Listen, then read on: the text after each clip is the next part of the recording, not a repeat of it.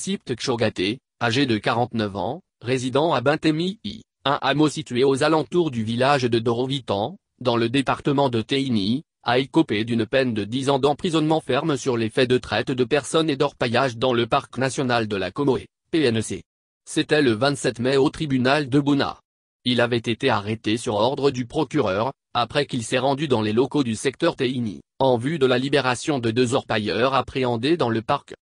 Avant son arrestation et sa conduite au parquet, il est ressorti de l'interrogatoire mené des 2 individus appréhendés qu'il voulait faire libérer, que le sieur Sipt Kshogate recrute, héberge, nourrit et transporte des personnes pour les faire travailler à sa solde dans le parc, à la recherche d'or, moyennant de l'argent.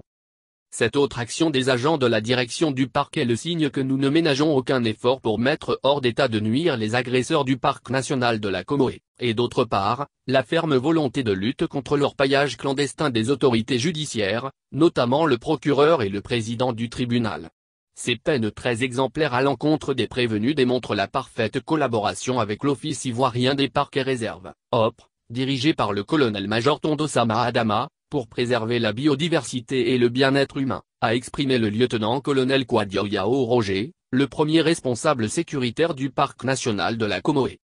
Avant d'inviter les populations à ne pas se rendre complices de ces actes délictueux qui dégradent l'environnement et fragilisent les services écosystémiques rendus par la nature à l'homme, mais aussi à dénoncer ces organisateurs de réseaux mafieux à la solde d'éventuels réseaux terroristes pour déstabiliser notre beau pays.